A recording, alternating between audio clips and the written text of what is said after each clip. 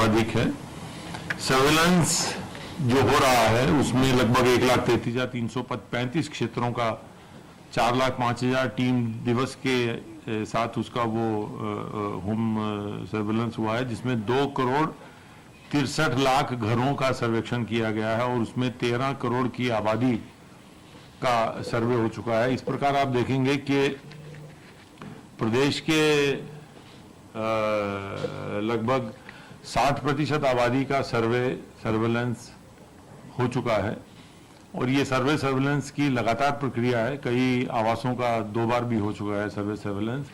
माननीय मुख्यमंत्री जी ने आज समीक्षा बैठक में ये निर्देश दिए हैं। उन्होंने ये लखनऊ और कानपुर के बारे में भी स्वास्थ्य विभाग को और चिकित्सा शिक्षा विभाग को निर्देश दिए हैं कि अस्पतालों में समुचित देखभाल हो, समय से मरीज को अस्पताल लाया जाए।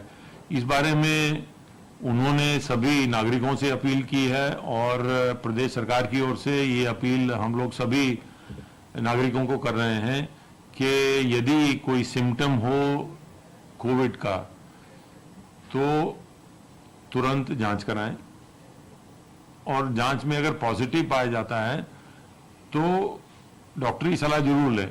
विशेषकर ऐसे मामले जहां पर कि ज़्यादा उम्र है और अन्य कई बीमारियां हैं, वृद्धावस्था, अन्य बीमारियां, गर्भवती महिलाएं, बच्चे, इन सब को लगातार डॉक्टरी जांच में रहना चाहिए, क्योंकि परीक्षण में ये सामने आया है कि ऐसे मामलों में जहां पर मरीज देर से अस्पताल पहुंच रहे हैं या उनको अन्य बीमारियां हैं और वो ध्यान नहीं दे रहे हैं, तो ऐसे मामलों में मरीज को बचाना मुश्किल हो जा रहा है।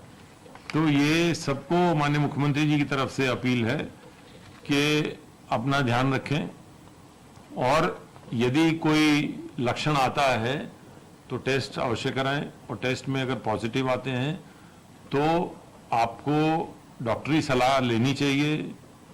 आपको कोई बीमारी नहीं है और आप इन श्रेणियों में नहीं आते हैं, आपको बहुत प्रभावी लक्षण नहीं है तो आप घर पे रह सकते हैं, लेकिन वो भी डॉक्टरी सलाह के अंतर्गत।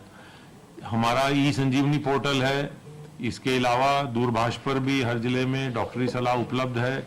डॉक्टरी से सलाह जरूर लीजिए ताकि जो बहुमूल्य जिंदगियां हैं उन्हें बचाया जा सके।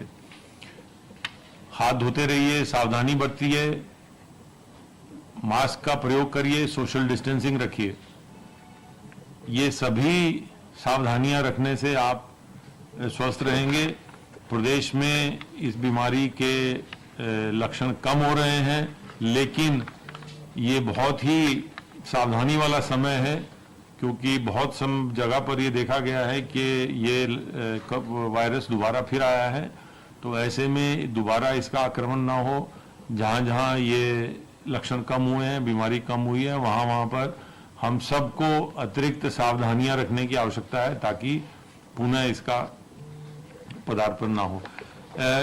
इसी कोरोना काल में औद्योगिक गतिविधियों को, आर्थिक गतिविधियों को भी बदस्तूर चलाया जा रहा है। हमारी सभी औद्योगिक इकाइयां कार्य कर रही हैं। औद्योगिक इकाइयों में, पुरानी इकाइयों को बैंकों से आत्मनिर्भर पैकेज में ऋण दिलाया जा रहा है, जो कि अब बढ़कर 10,560 करोड़ हो गया है, लगभग 4,34,000 इकाइयों को। इसी तरह से जो नई इकाइयों की स्थापना करके उनके माध्यम से नए रोजगार पैदा करने का प्रयास किया जा रहा है, उसमें लगभग 4,20,000 नई इकाइयों को 14,071 करोड़ के लोन वितरित हो गए हैं। इन इकाइयों के माध्यम से लगभग 17 लाख लोगों को नया रोजगार मिला है। प्रदेश सरकार कोरोना काल से निपटते साथ साथ में पूरे प्रदेश में रोजगार के और अधिक अवसर पैदा करने के बारे में बहुत सक्रियता से काम कर रही है।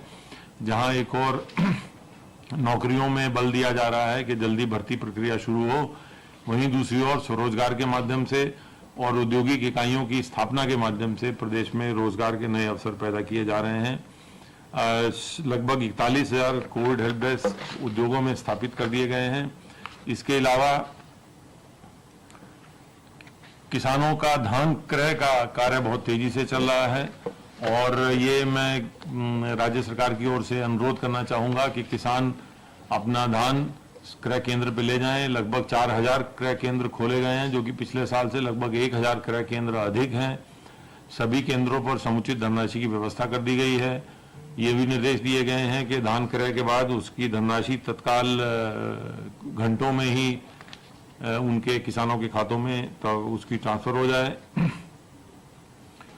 किसानों की जो अभी अतिवृष्टि से, ओलावृष्टि से फसलों की हानि हुई थी प्रदेश सरकार द्वारा, उसके लिए लगभग 180 करोड़ रुपए की धनराशि मुक्त की जा चुकी है, जो जनपदों में उनको जिलाधिकारियों के माध्यम से वितरित हो रही है। ये सभी प्रक्रियाएं वर्तमान काल में हो रही हैं।